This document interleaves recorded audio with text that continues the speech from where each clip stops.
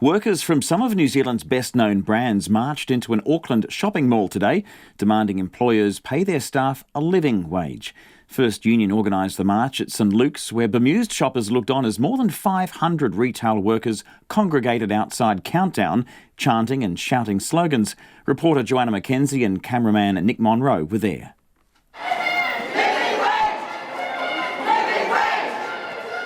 Retail workers streaming into St Luke's shopping mall in what First Union says is an historic event. People came from all over Auckland to gather firstly at Warren Freer Park next to the mall, huddled under a sea of red umbrellas. The call is for workers to receive the living wage, which is a voluntary rate currently set at $20.50, but due to rise to $21.15 on September the 1st. Busloads kept arriving, many from companies who'd already negotiated a living wage. Tali Williams from First Union says while there's been some good wins, there's more work to do.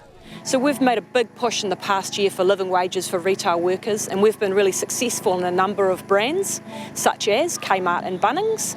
We're really proud of that, but we need to keep on going. Those other employers who are the outliers, such as Countdown and Cotton On and farmers, need to actually follow suit and pay their workers living wages. Ash Graces from Kmart is already paid the living wage. She came down to support other retail workers because her pay rise had made a huge difference. Well, it's through union I also got full-time hours and full-time more increase in pay. This helped me. It's like a secured future as well and a job-wise as well. Yeah, it's helped a lot. Tali Williams spoke to the crowds from a makeshift stage in the park and announced that the second part of the rally was to take place inside the mall, something she says had never happened on this scale in New Zealand before. Every worker in this mall deserves a living wage. Once inside, the noisy but peaceful crowd brought shoppers to a standstill. Countdown! Living wage! Countdown! Living wage! Farmers!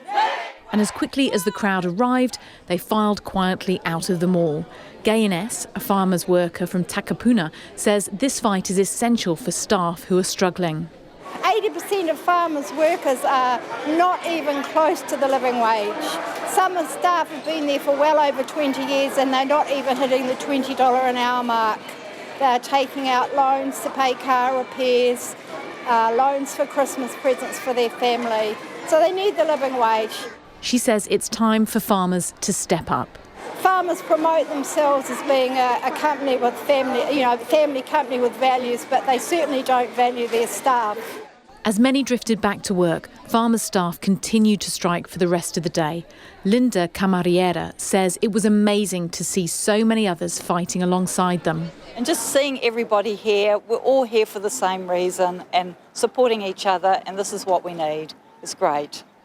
Farmers' parent company, James Pascoe Limited, told RNZ that it had no comment to make, while Countdown says it's been bargaining with First Union for some months and is hopeful that its latest offer will be accepted by the union's members. Pay us what we're worth, living wages what we're worth.